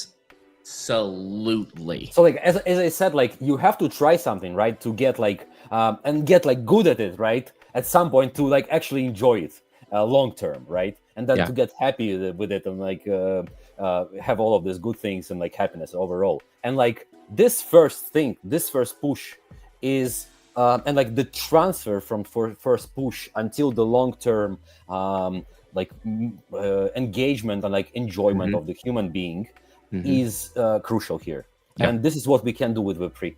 Yeah, it's massive. So now let's click into what you're doing with your company. Describe it to me. We've got all of the first principle concepts. We have your whole life, man. We understand why you're so passionate about what you do. That's what I love. One of the many things that I love about what we do in this process. Hit me with 2 minutes or less. If you were to describe Mighty Study to anybody, what is it? Yeah, it's a gamified platform for incentivized learning, to put it short, like in the shortest terms possible, right? That's So, perfect. I love that. Now expand on it. So whether you're a student or a teacher in our platform, you can come in, create courses which are automatically like gamified, like put onto rewards onto them. Or as a student, you can learn anything, not only actually about blockchain, but about tech as well. We have 200 plus courses so far. And we are also plugging in new stuff like AI and stuff like that coming into the next updates. You will be able to learn almost anything on our platform, and you will be able to learn it in a gamified manner, which is addictive, and just master yourself. I never promise people rewards in this case because of what we said before. The reward is, if you are expecting reward for something like in learn to earn, it will be detrimental to your long-term process. You have to have it as a little boost, as a little motivation. You might get something Love if this you're concept. studying. Love this. So like if you're lucky, you can get something out of it. But the real deal that you get out of it is knowledge. And Yeah. like I will not be able to give you like $1 billion, right? Like whatever I do, right, in my platform. But you will be able to get $1 million with the knowledge that you get from it. Yeah. Dude, and this is, dude, I love this concept in the sense that it's such a parallel and mirror of what people try to do in Web3 Yeah. from a money-making standpoint, right? Is they drive behavior based off money when they're missing the actual click down of motivation. And so to your point, you're using gamification and rewards incentives as not the end goal, but as a stimulus to learn. That is actually always been what we've been trying to do. And you're enabled to do it through the blockchain. But which, and here's back to just relates to everything that we're saying, which I love, is you Yeah. need a person like yourself that understands the concept. And not only have you been through this through your entrepreneurship journey, but you understand this from your life experiences of what you grew up with is the financial incentive cannot be the end goal. So now we have a person like yourself that has the correct mindset, but then it is also using monetization and gamification to promote the underlying habit that we want to teach, which is learning, which is a beautiful, beautiful concept. I forget who in my community said you have to talk to Art. I forget who it is. I'm going to find that out because I got to give them huge props. Here's my question. So can you break this ecosystem down by the two users? So we have me as I want to learn on your platform. And then we have me as Mikey G is ready to drop podcast, genuine human content. I want to be your go-to professor of human connection on your platform. Oh. So there's two audiences there. Talk to me about the experiences on both sides. Let's start with the user. I am really interested in just this concept in general. I want to come on your platform. Does it cost me money? What does that experience look like? It doesn't cost you any money. It's free. Like you can learn anything for free and actually earn like XP points. Like as I said, like you will not be able to earn like gazillions. Nobody's going to be showering you with money, but you will be earning intrinsic rewards like that are useful inside the platform. You'll be able to. There's like a whole gamified loop inside the platform where you like have like a lot of pleasant stuff as well, and you'll be able to earn that. You'll also have like a little chance to earn NFTs and like maybe little tokens or something like that, but not necessarily. And you will have fun and you will get actual knowledge out of it, and it's free. Yeah. Like I'm still thinking like we are having AI coming up soon, and AI is like a tricky thing to integrate. If you integrate it too much, it's gonna like cost me like tens of thousands of dollars. But it also might decrease the learning. It depends on how you do. It's really tricky. Yes, that's what I'm saying. This is a very complex subject. Yeah, and it's a huge problem for educators. We have came up with something really good. Okay. We're at MVP stage currently. It's already like I can see it working. It doesn't look beautiful at all, like in our like demos, but we can see the content being produced with AI better and better. We have like verifiers. We have like full-blown agents that we built, like to just tackle all of this, like verification of content, like making sure it's all correct, making sure that like it structures the content properly with like graduating levels of difficulty. It's pretty hard. Like so you will be able to learn anything for free. Like we try to keep all of the content like. Our main goal is to keep the base content for free. So like I believe in free education. I believe that everyone should go and like just be able to learn anything just like on YouTube or something like that. Right. And then there will be like gamification on top. And from the like I can go on from the teacher standpoint as well. So on the other end, we have teachers or businesses. In Web3 case, it's more like businesses stuff because you have like APIs for developers that they can use, and they have to learn all of this stuff.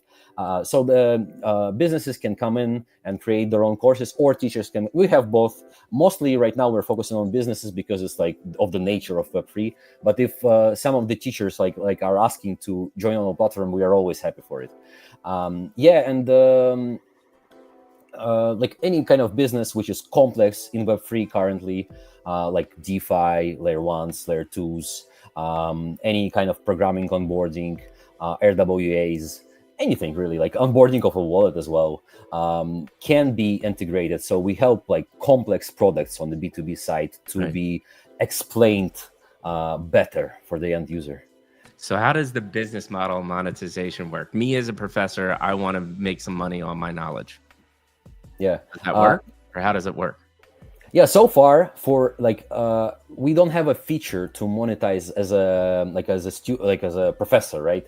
You can collect money by yourself and then like make courses like available by link only, for example. And then you can like people, ask for donations or something. If you felt value from this, throw me $5, something like that.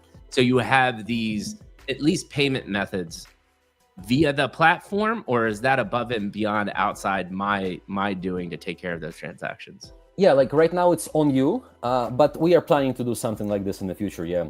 Okay. So like monetization opportunities. Yeah. Yeah. And so when you think about the future, so let's talk about the next 3 to 6 months. Before you get to the 3 to 6 months though, what do you think about is your opportunity because you still need to make money as a business, you need to generate revenue. What do you think the best opportunity is for creating a really good revenue business model in this case? There is a few experiments that we're running. So so far, when we were building out Mighty, like one of the best ways to start building something is to start with B2B and then move to gradually to B2C, like more wide audience. And when you are like B2B, you can ask your clients to like request you features and like pay you for features that you can build, and like it's going to be useful for them. It's going to be like covering the costs for you. So this is what we did in the beginning when we were like building out the core functionality of the platform. Mm-hmm. We would go to different businesses and say like, hey, can you like, do you want to white label our platform? So and then we have quite a few partners on that front. Like for example, Wirex Academy. If you go to like academy.wirexapp.com, like Wirex is like a crypto debit card with like a sex on top as well. And like they like love what we have for them, and they always wanted to have like their own educational initiative. So we were like happy to provide it to them as a white label. And this is how we were operating like when we were building out the core functionality, because for the end user, like to compete with apps like Duolingo, for example, or something like that, it's hard. Yeah, it's a lot of features you need to build up for it to be like Duolingo, right? Duolingo has like gazillion features, right? But your opportunity though is a lot of those features are probably useless. Yes. So you can center on the impactful features. We are recentering most of them towards like new mediums, because if you like, imagine like today's 2025, Duolingo was like popular, like still popular, but like was rising to fame in like 2015, something like this. Yeah. And if you do the same thing as Duolingo right now, it's not going to work, right? You have to come up with something which is logical continuation of it, right? Maybe it's built on the same principles, right? Like because it's like gamification, etc., right? But you have to go further than them. And it's just like with trading. You have to know coherently what are you going to do that they didn't do. Maybe they didn't try yet, and you know you're gonna try it. You're gonna experiment with it, or like you know that there is like similar models that work, and you assume that it might work like well in this case, and you're like, boom, and this is like how Mighty came about. I had like we still have like 40 features in the pipeline in the list of potential features we can implement. 40. And what we are doing the whole day is like I'm deciding what to prioritize. Right. Yeah. And that either can be the best thing in the world or a death by 1,000 cuts, right? Because wrong product decisions, right? And talk to me about that just very quickly. What are your mechanisms for going through that? Because that is such a difficult thing to do. Yeah, one of the most impactful books I've read. It's a very simple book. It's like 200 pages. It's called Essentialism. And the book just goes like very deep and into how important it is to focus on one thing only, not two, not even two, one. Wow. And he would like this guy. His surname is McKeown, if I remember correctly. George he was McKeown. I'm downloading it right now. Nice. And he would like have so many good arguments towards why like these other 15 things that you're doing are not as important, and there is always this one thing that if you crack it, you're going to propel so much further, so much faster, and there is always a thing like that. And if you can find it and exploit it to the max, you are going places. Yeah. Interesting. I love that. No, it's a beautiful concept, and is a great way to try to think in context and solve that. All right, let's do this, man. I'm well over my time, but that doesn't matter because this is fantastic. Next 3 to 6 months, what gets you jazzed about Mighty Study and just Web3 in general, what you're working on in life? Tell me about it. In Mighty Study, there is 2 exciting things that we're working on right now. One of them I already mentioned, which is AI. So I envision AI as like this glue that can personalize everything towards like specific needs of every human being. And together with the content base that we have of high quality content, which we can enlarge as well, we can do something truly special here, which is like different than like the usual things that you see, like ChatGPT, like Cloud, because you can learn with ChatGPT, right? Who's gonna ask you like questions, right? Like you're gonna learn, but like, what is the quality differentiator between that and us? And we are going to have our system on top of that, so it's going to be gamified, trackable, and addictive, and everything which is good that comes from AI we're going to try to extract this part, like specifically that we need for personalization, and add it on top of the quality content, ensure the content quality, and pour this glue onto this system, which is going to make everything super tailored towards individual users. Yeah. And the second thing we do, which is I'm very excited about, is educational mini games. So we're going to have social learning. So, for example, one thing we're rolling out right now, not many people know about it, is Mind Battle. So I'm going to be able to invite you to a battle, whether with stakes or without stakes. And I'm like, Mikey, I think I know blockchains better than you. Do you want to check it out? And then we are like playing a mind battle together, where both like get asked questions and then depending on answers. Yeah. No, that's a beautiful idea. But that's interesting though too, because I'm assuming you can go down the gambling route in essence, and if you integrate that with learning, I think that might be a mistake. But you shook your head no. What are your thoughts there? So we have thought very carefully about it.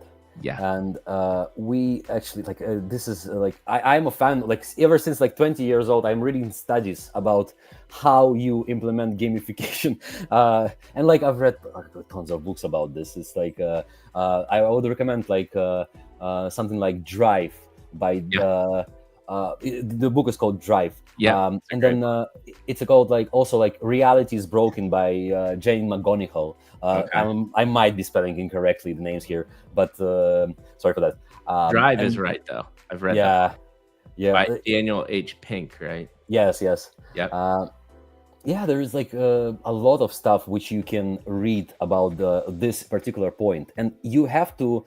So in some cases, like the reward for it to be not draining your intrinsic motivation. For the reward, it has to be unexpected, random.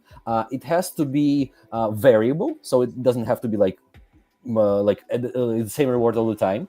It has to be, and it has to form a positive reinforcement loop in your brain, and not the negative reinforcement loop. Because like crypto products are very good at building the negative ones. Like, so it's. One of the things that you do, for example, in Mighty, like one of the features which is showing very good retention rates, but it's not gambling, and people are not there for gambling, but it gives you like this little boost, which is used in MMORPGs widely, is randomizer of rewards. So in MMORPGs or in like any games like CSGO, right? Right. You would go and open chests, like or like how's it called in CSGO, packs or something, right? Right. And you would go, like people were addicted to this stuff, right? And if you imagine if you tie it down to not playing Counter-Strike, but you tie it down to learning, basically. So this is like, and this is like one of the most used features in our website right now. Yeah. So, and you can say like if you move. If you tie it down to an activity which is not learning, yes, it is gambling. But to actually get to there, you cannot like buy the chest with like your money, right? Correct. You can only grind it out, man. Like on studying, you see. Which is beautiful. It's a beautiful concept, and it's inversing the equation for something positive. Which is and it's the same with Mind Battle. So with Mind Battle, it's a different concept. It's not a randomness concept; it's a risk concept. So whenever you're playing against other people, you have this like you cannot really like, unless you're like very smart, right? You're not gonna be able to like win all of them, like farm all of them, right? You might think you are. But in most of the cases, you're not gonna, because everyone who is going to be competing with you for money are going to be almost as smart as you, and they're going to be like the same, right? But what it will produce, there will be like two modes, right? One is without stakes, so like if you don't want to stake anything and just play, right? You're going to get some XP points for it. And the second one is going to be for like hardcore learners, and we really want to do this because, as I said like before, right, like the density of information that we have right now, it will give us the chance to make a genius 1 out of 1,000 person, right? Like, I love this. So So if you raise the stakes there, and like you make people risk, and they think they're smart, they think they can bet on it, on actually their brain, right? Like directly, Yeah. and it will push them beyond all the boundaries, I believe. Yeah. No, it's beautiful, man. I mean, it's such a great concept. We've had such a great conversation. Oh, love it, man. I think the last thing before I wanna ask kind of the closing question, I'll give you my closing comments and we'll wind it down, which is back to, so you talked about the next 3 to 6 months from the consumer perspective, the learner on your platform.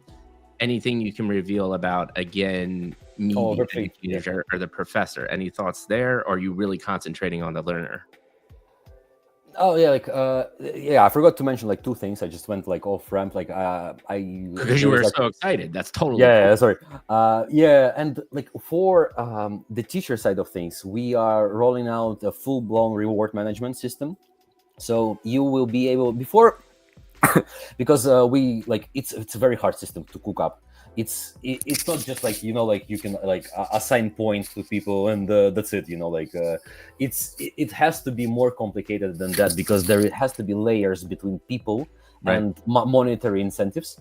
Like there is like a whole concept of that's called currency distancing, which is employed specifically for the reason of cultivating intrinsic motivation within users. Currency distancing, like you try to distance yourself from the monetary aspect of it as much as possible. And this is like very important in like cultivating actual motivation. And I'm excited for the reward system in particular for our teachers and for our like businesses that work with us as well. And in terms of like the overall direction for Web3, like this is like one of my favorite topics as well. Of course, in Web3 we see a lot of for a lack of better word, bullshit. Like vaporware. Yeah, vaporware. Nice. Yeah. We have a lot of it, but I do believe we are arriving into something coherent here. Like I feel it too, man. I feel it from the guest on the show. We have systems that are getting more complicated from one point, but it's a natural evolution because well, we had to start somewhere, right? We had to like understand this what is this beast called blockchain, right? Like how the hell do we use it? How the hell do we use it in the right way? Of course, mistakes have to be made. Maybe not that much mistakes, but that is high cost with the amount of greed that happened. But the greed is very one of the worst parts of the industry. Definitely, that's when you go in. That's what happens when you go from millions at stake to multi-hundred billions at stake. Like that just brings out the worst in humans. But to your point, you make a point of, so what do you see within this evolution, which is we have been dealing with like the GeoCities and the Angel Fires, if that rings a bell, of the internet, which were like these text-based beginning websites, right? We were there on blockchain. Now we're evolutioning into more complex systems. What do you think that unlocks and what excites you about that complexity and new technology that's going to be rolling out? All right, I'm actually like so everyone's talking about decentralization and how like that important is, right? Like so definitely this is like very important. So like to be able to be independent and like not ask anyone for permission to use your money, for example, inside the bank account is very important. But there is also another unlock here apart from that. And it's called interoperability. A very hard word, of course. But it's something very important. In a nutshell, what it unlocks is much better. Much better shared infrastructure for us to have a shared systems of value together with it. And that sounds like very complex, but I will give an example. Like in our case, when we build it out Mighty, why nobody in Web 2 has come up with a concept of getting people rewarded for something, right? It should be like, the idea should be like out there, right? Like you're grinding, you're getting rewarded, right? Like it works everywhere, right? Like, and some of the ecosystems, they have done like promotions where like they have like real life stuff like TV, like for like first place or something, right? And that works, right, for them. But nobody could do it on scale. And this is like key point here, on scale. Yeah. And it's pretty clear in Web 2, if you were to create a system where, let's say, you have like 100 businesses you work with, and like, for example, you have this game, you can get skins from that game, you can get this like business shop to provide you discounts to use their products or something like that, and you can provide like a lot of things, right? So let's say you have like 100 businesses you talk to. In Web 2 world, they would each have to write you an API, which is going to take them 200 hours, and you have to connect to each of their APIs as well, which is going to take 200 hours on your side. You're not going to be able to build the system on your own and make everyone to connect to it. Why? Because nobody trusts you. Like everyone has their own databases inside them, and they keep their own like discount codes, skins, and games inside their own databases. So they will be able to build it only on their database. So without blockchain, it's tens of thousands of hours of work. With blockchain, what you do is you connect to blockchain once, like 50 hours of work. Your partners connect to blockchain once. That's it. And I want to talk, we'll take this offline, but I have a media buddy that is trying to do some things for small to medium businesses, and that's the choke point, right? And this concept of small to local medium businesses with data sets that don't trust giving it to other networks. And how do you get their data sets? Because once you have the data sets, you can do all the things that you need to do. But it's this sticking point. And if you unlock that, we know 90+% of the businesses are actually small, right? There's trillions of dollars to unlock there. And blockchain helps enable that. So we're going to have a deeper conversation. That's a great way to cap it off. So we talked for 2 hours, my man. And I always ask one last question, which is the very simple one. If someone were to ask you, and how do I usually frame this? Yes. So if someone were to ask you what it was like to go through and be on the Mikey G podcast experience, what would you say? Oh, great. I haven't been in such an experience. I went to quite a few podcasts before, but I've never had this personal of experience. It's usually like, I wouldn't say like some people have their own things, right? But it never goes this personal. So usually we talk more about like business, Web3, stuff like that. But I've never actually got to tell my the story of my life. I never thought about my childhood, man. Like it's been amazing. Like I remembered some stuff very, very nicely, like Bangkok trip, like very good.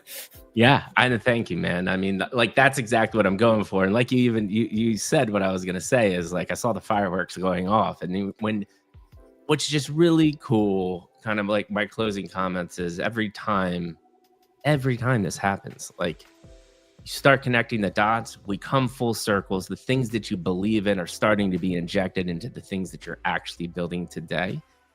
And I think this conversation is the greatest marketing material any founder could create. But to do this, you need a curator like myself, because it's hard to navigate this if you haven't done it before. And it's really hard for people to just open up and talk to. But you gave me that opportunity today, and you did a masterful job. Things that stuck out in my mind. I have a vivid memory now, like not only a vivid memory, but now I love, again, like we said, same concept. We talked about money does not solve your problems, but you gave me one of the coolest visualizations was your dad walking in an office with red shoes. Now I can go to AI and literally make that a reality and tweet about that. Like that's such a cool visual, vivid nugget that I can walk away with, which talks about this concept of money. The other thing, man, and I wanted to end with this on my closing comments, but I just can't skip over it because it was part of the conversation, is it's just the power of love, but not love in the romantic essence, love in the unconditional being there for somebody, you know, wanting to truly see them succeed and truly understanding how to help them become their full potential. This power of love, man, the world needs it more than ever. And you were able to experience, what's the cool thing is you were able to experience that through disadvantaged places and then going to advantaged places, but then understanding these core first principles, right? Which are, they're not that hard, man. They really aren't that hard. And that's the beautiful thing as well, too, is like, dude, we grew up across the globe from each other and we come to these same conclusions, and we've done it over a video call, and we've done it because we both had this like intuition that Web3 and blockchain was interesting. And now we've like somehow come together. But we've also come together, I'm firmly convinced of this, of just like energies and passions. And I feel like if you put enough of that out into the world, you just start attracting similar people in your life. And you're a prime example of that, man. Like, I don't think if I would have done what I have done the last 5 years, I would have met somebody like you, because my community has helped convey the essence of who I am. And they were immediately like, you need to talk to Art because he has the same passion and understands life a little bit like you do. And you have, and you're just a brilliant dude, but also I can tell just a compassionate, caring guy. And with the coolest, I think the coolest story arc that I saw throughout the whole day today was you being able to go through these trials and tribulations, make a ton of money, understand the tangible things, but you end up at the core of what you learned from your parents and knew was true to you, which is education and a firm belief in a mission, vision, and a purpose. Same thing why I am here today. I firmly believe that I was put on this earth to do exactly what we just did over the last 2 hours and help bring human stories to the world, because it makes the world a better place. And you feel like a happy human being while doing that. Like, thank you, man. Yeah, and it makes me happy. And again, it goes back to this: just align. If you have a purpose, a mission, and a vision, and you align that, the world is the possibilities are endless, man. Yeah. And you helped me bring my dream and my mission and my vision. I'm literally gonna go to sleep with a smile on my face tonight, because I'm gonna think about this conversation, man. And you smiled a lot through the whole conversation, which was very helpful for me too. So I appreciate it. I really enjoyed it. Thanks, man. And just from the bottom of my heart, I appreciate you. And with that being said, we're here. This is it. I got 1 minute left till I really do have a hard stop. But Mikey G and Art, so much love to the audience. Tons of people watching. The comments were beautiful. We love you all, and we are out.